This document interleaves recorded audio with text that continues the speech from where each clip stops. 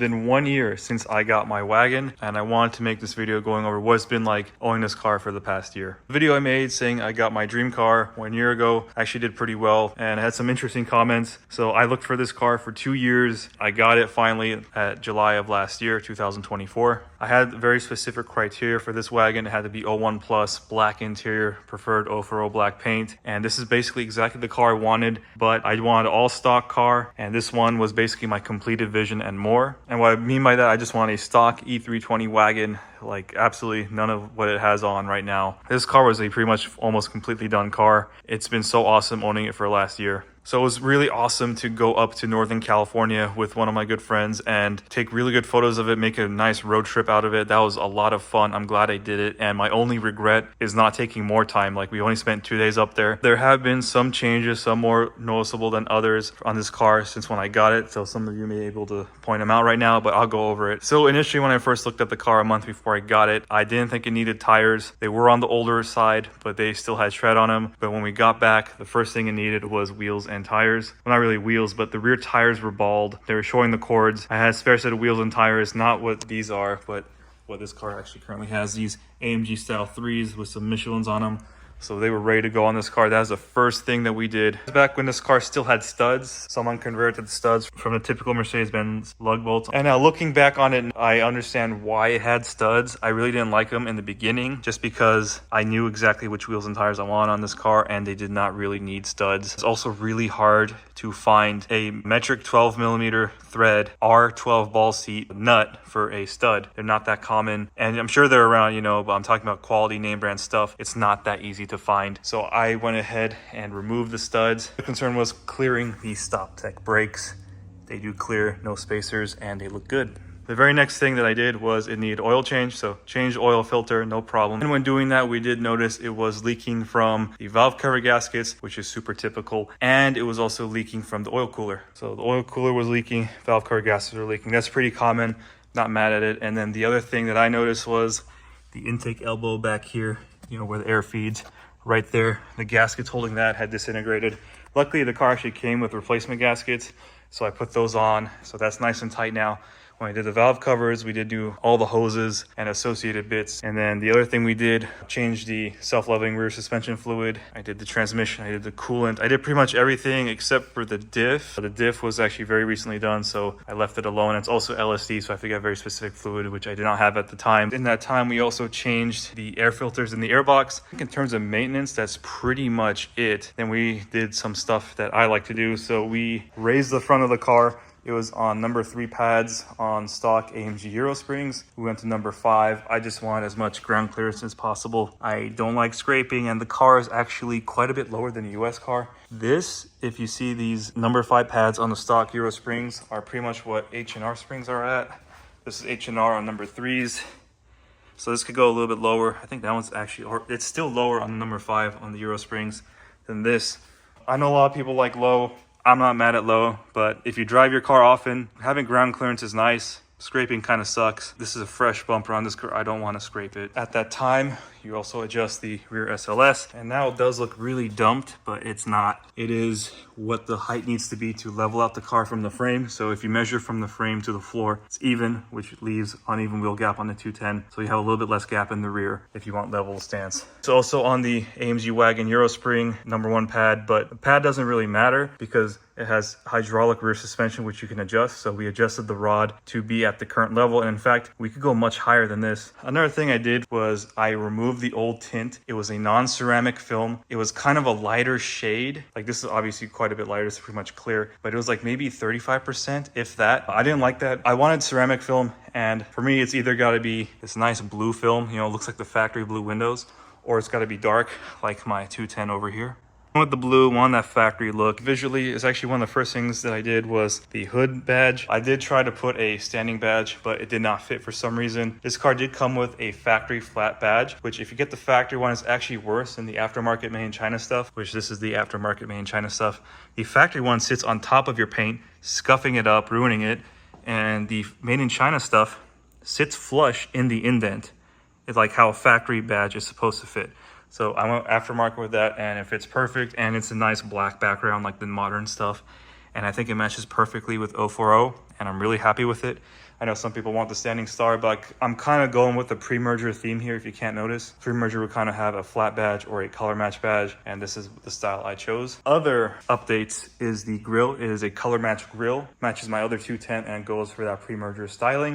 And it's probably not super obvious, but we had the anodized window trim wrapped in gloss black. Now luckily this car did come with brand new window trim, which if you don't know what it looks like, open your rear door here. This gloss black is what the factory anodized window trim looks like. It always fades to gold. Everyone knows what that looks like. It fades to this color, some even lighter than others, but when they're new, they're black. I wanted this because it's kind of also like color matching in a sense. Other updates are the Euro aspherical mirrors. One of the first things I did. You just see so much more. The US mirrors really suck. You really don't see that much. When we were doing the spring pads, that's when I switched to the monoblocks. So these are monoblocks I stole off of my sedan. These are just standard E55 staggered 18-inch monoblocks. 18 by 8 ET31 in the front, 245/40 18 tire, and the rear is a 18 by 9 ET35 275/35. When I first came back from my trip, I applied for a custom plate. I wanted something to kind of acknowledge it is a 210 wagon E55, but I got rejected, so I ended up going with a US VIN. So this is what a US VIN would look like if there was an E55 wagon. So in case you don't know, WDBJ is the 210 chassis. H signifies wagon, F is sedan,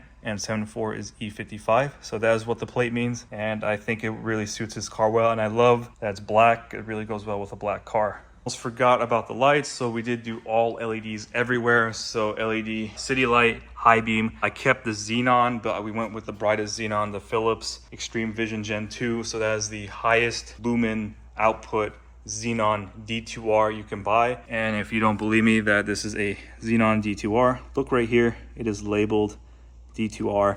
So I know some people say you can use D2S. I'm sure it fits, but it's supposed to be a D2R. One with yellow fogs and some aftermarket smoked side markers. I think they look really good on a black car. It really blends in, and when they're on, they're nice, bright, and amber. Running them on my sedan, so you can see there it is off, nice and blended, and there it is on. And we got full LEDs in the back. Got the brake light, reverse light, turn signals, license plate lights, reverse light, all of it. Everything's LED. And the same thing is on the interior. We got full warm white LEDs. That's all LED. It looks original, it's brighter, it stays cooler. There's all pros and no cons. I understand why anyone's against this. This is my sedan with the white, so I kind of do prefer the warm white now of the wagon, as you can see there. It's got that stock look compared to the aftermarket look of the white. Other updates to the interior, I did the steering wheel. I got a nice bolstered and wood steering wheel. It's kind of like a Victor wheel of the time. I think it looks really good. It feels really good, and I enjoy it quite a bit. I didn't think I like it as much as I did. And other than that, it's pretty much exactly how I got it. I'm gonna redo the headliner. I'm not a fan of the gray fabric. It just, why would they put gray fabric in a 55? It should be Alcantara. It should be the charcoal black to match the seats. I do have plans to do that. And speaking of the stereo, I really didn't think I'd like it as much. In pictures, it just kind of looked like whatever, but this thing functions so good. No wireless CarPlay, but I can add it later. It just works perfectly. The buttons work, which I really like. It integrates really well. Like, you just go to the audio section of the multi-information display and you can use all the functions. I could skip songs, I could go back. On top of that, when you go into reverse, the backup camera is wired up and working perfectly. So it works just like factory. Super impressed. And it does have aftermarket speakers, subwoofer, amplifier, and it sounds amazing. I was really surprised at how well I like the sound. The stock Bose audio is good, but this is so much better. And I'm a believer now in aftermarket stereo if you do a clean install just like this. So you see he's got the bezel. This is the factory command wood piece, and it looks good. And that is the Alpine head unit. You can go look on Alpine's website. They now make an updated version of this with factory wireless CarPlay with color changing buttons right here. So these are kind of like a white, but now they have amber to kind of match the interior better of this car. There's a lot of new options for Alpine. That about covers the changes I made with this car. This car was already modified when I got it. It's actually really cool. I always want to experience a 210 with cams, and this has Schrick camshafts. It has the Rentec airbox. It has a Rentec tune. 55 in here was actually just way more than I ever expected to have. I've been super happy with the stock E320 engine, like the gold wagon I have. It's perfect for what it is, but having a 55 in here is just so much fun. And it's a full drivetrain, so that's the transmission, the diff, all of it. So this drives just like an E55 wagon would if it was a factory E55 car. It has a Gtechniq transmission tune, which I really didn't think it would do a whole lot, but this transmission really shifts aggressively and fairly quick. I'm not sure if it has the blue top solenoids. And this car also has a Quaife LSD. It is the ATB Quaife LSD. It is really cool. You do kind of notice it if you ever felt a 210 with open diff versus limited slip. It has H&R sway bars front and rear, which I did not notice at first. It has the StopTech brakes in the front. This is the trophy 355 millimeter front, 328 rear, 2-piece rotors front and back. Really, really cool. It has a super sprint muffler, which it honestly kind of sounds like stock, so I really didn't notice the volume too much, but it does look cool. It does sound good. Over 10 years ago, when I first got that car, I really wanted to have a cool 210. And, I think that we've accomplished that. Now we have two cool 210s. I've modified this one in a way that I think it's really interesting, and we're going to keep doing some more cool stuff on it. I think I accomplished my goal there of having a nice 210. Or two. Interesting to put things in perspective like that, because at the time, I thought the coolest 210 you could get was just like an E55 sedan. That's all that I thought of. I didn't even know about all the other cool cars I got to see along the way, like the Brabus E65, the E60 AMG, the Cleveland Supercharged 55. So that's so cool. Over this 10-year journey, we got to see a lot of cool cars. When I got this car, it was to replace my Ford F-150, which is like my daily beater car. I parked it outside. I didn't really care about it. When I got this car, it was kind of a struggle, because this car is by far the nicest car out of those two. And at the time I didn't have space, so these cars were in the garage, and this thing stayed outside for 6 months, which was kind of okay, because when I went to go drive it, it was my daily car at the time, like it was perfectly fine. I just drove it everywhere. It really didn't make sense to park this car in the garage if I was going to drive it every day. So those cars got to be parked and sit. And it's such a shame, but now, I got a place for it, and it's safe and inside, and it survived 6 months of being outside. I was very diligent. I would inspect the car pretty much every hour, wipe off all the bird droppings as quickly as I could, make sure nothing sat in there like sap, acid, anything like that. That was quite a challenge. You really had to be on your feet. You had to really be alert, and yeah, it was a pain, but we got through it. I clear out the leaves every day from the engine bay, blow compressed air, vacuum. Of course, it was a pain, but for me, it was worth it. And you could daily drive a car, let it sit outside, and it could still be nice. And one thing that I think really helped this car was the fact that it was ceramic coated. So this is the first car I've ever had that's been ceramic coated. And I really didn't think too much of it. I thought it was just a more durable sealant. It kind of is, but it is much more durable than any sealant. So these cars have sealant on them. This is ceramic. It's much more slick. The gloss is much better, and it just lasts a lot longer. It's been over 2 years since it's been applied, and I of course maintain it. I add the toppers. I wash it with ceramic safe soap. I really do my best to maintain it, and it still beads water very well. It's so scratch resistant, which is insane, and it's so resistant against like bird droppings. There has been bird poop on this car that stayed on a little bit longer than I would have liked, and it looks like it etched it clear, and I was so disappointed. I'm like, how could I let this happen? I cleaned it off and it was gone. In a day or two, it was just completely gone, because the ceramic, it just protected the clear,